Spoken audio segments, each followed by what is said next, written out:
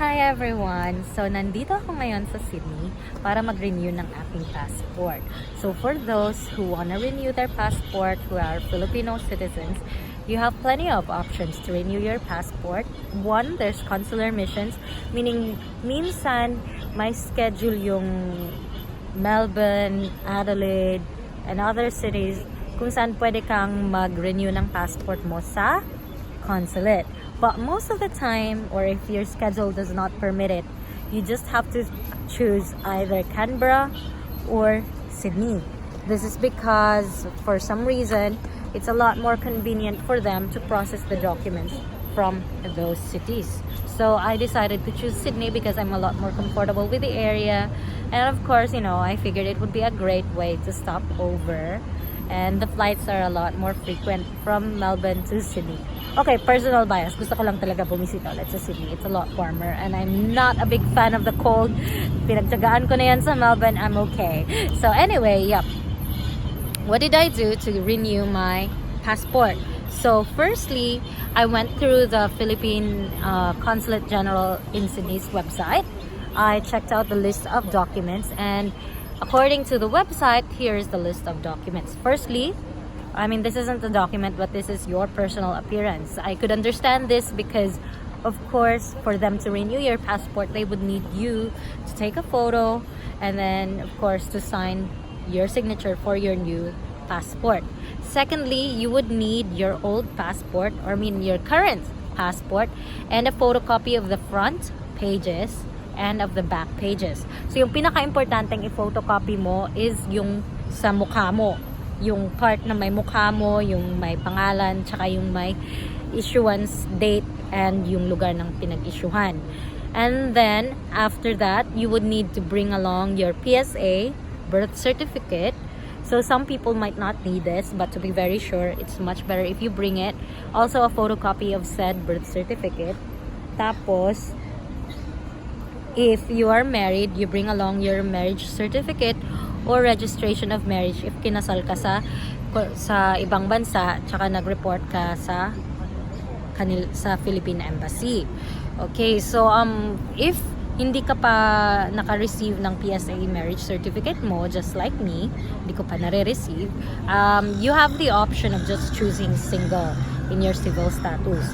This is because sometimes maybe your documents will not be processed if hindi siya complete. And if you cannot show the proper proof of your marriage, then it's much better for you to just declare for now na you're single and then declare later on that you're married, because they really need the Philippine Embassy's report of marriage or the PSA certified marriage certificate. Okay, so after that, you would also need to provide the visa granted by the by the Australian government. So you could get this from MyVivo or through the email where your visa was sent. If you used a migration agent, they would send you a copy of your visa. So this is necessary to prove that, of course, you have every right to stay, work, or continue to live here in Australia. So, yun. And then, of course, you will need to pay a processing fee of $108. This should be paid in cash. Yep. So, quick review. You would need your old passport, your photocopies of your old passport, your birth certificate, as well as the photocopy of your birth certificate, marriage certificate, as well as a photocopy of your marriage certificate or report of marriage. If you don't have one yet, then just don't declare it. And then yung visa na inisyu ng Australian government. Yep. So that's what I brought along with me. Para makapag-sure talaga, dinala ko talaga yung iba kong documents, but then I realized hindi naman talaga necessary kasi basically very straightforward. As soon as you get there, they won't ask for anything more. That's it. So as soon as I got through my flight in Sydney, as soon as I arrived, I took a public transportation. You could also use Uber or other forms of ride sharing. So go straight to the Philippine Consulate General in Sydney.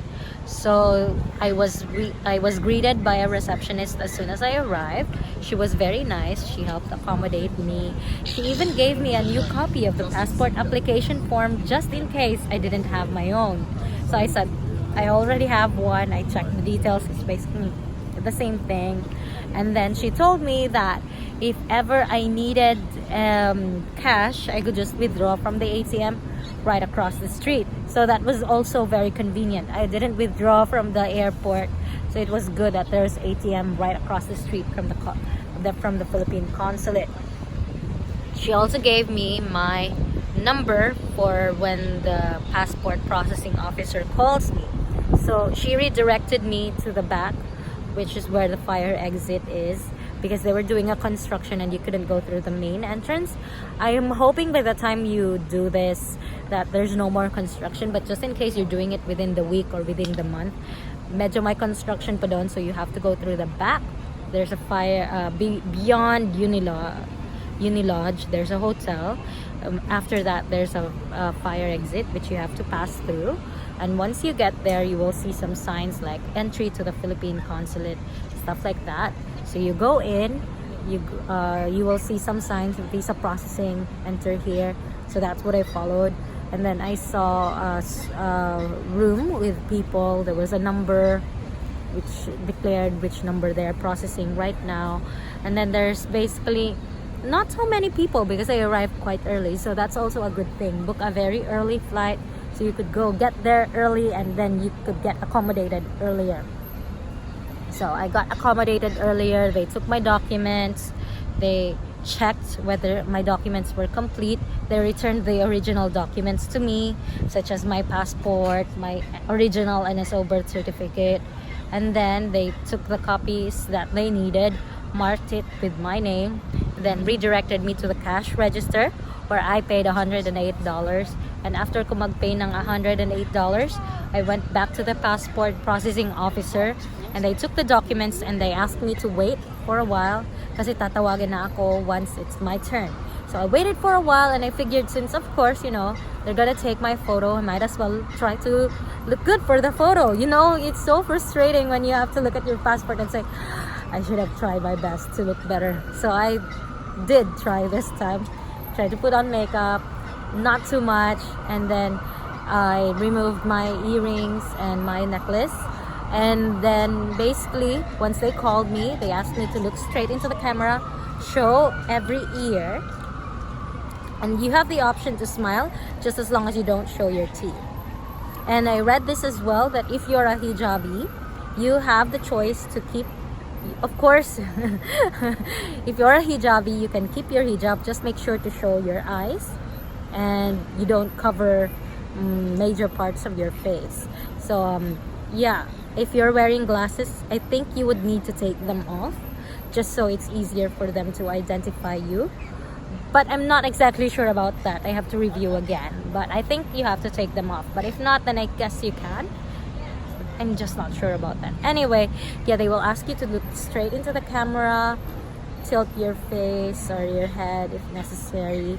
And then after they take your photo, they will ask you to print to get your thumb marks and your index marks. So your right thumb, right index, left thumb, and then left index. And then they will ask you to sign, blah, blah, blah.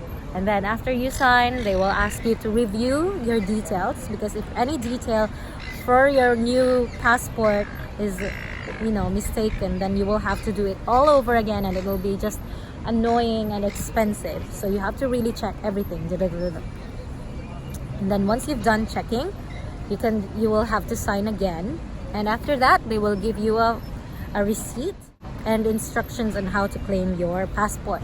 So what they told me was that you could come back in 5 weeks, or if you don't want to come back to Sydney in 5 weeks, you could choose to mail your old passport through express post and then have it be signed upon delivery, so that you will be sure that the person who receives it is from the ones who were supposed to receive it. So express post, sign on delivery, and then they will mail it back to you based on the address that you have used in your post. So yep, pretty straightforward. I arrived quite early. The consulate opens at 10 a.m. I arrived around 9 a.m. They managed to entertain me and a few other people around that same time. I thought it was gonna take me the whole day, but honestly it only took me around 30 to 45 minutes. And after that, I was done. I was out of the consulate office and decided to just hang out. I have enough time to go around the city and explore and really just chill. So I thought that was quite cool. I think it's because I arrived there early. So if you want to process things much earlier, you do it. You go there very early, and then basically it's a first come first serve basis. So if you get there early, it's definitely they will manage to entertain you. Yeah, so that's it. If you have any concerns, you can check out the Philippine Consulate General's website. They were very helpful, and you could also call ahead before you go to the Consulate General, because they will ask like, when are you coming here, what documents do you need? And that's where I actually found out na if wala pa yung PSA marriage certificate mo, you don't need to declare your marriage yet, because they would actually need the PSA marriage certificate at saka yung report of marriage if you have one. So if you don't have it yet, because processing time takes a while, then just declare yourself single and then update your records later on. So yeah, I think it was very straightforward. I managed to get what was needed, and then I have a lot of free time now. So yeah, that's very good. So if you have any other suggestions for other videos, or if you have any concerns or questions, or just overall feedback, I would love to read them through the comments below. So yeah, I hope this was helpful, and see you for the next video.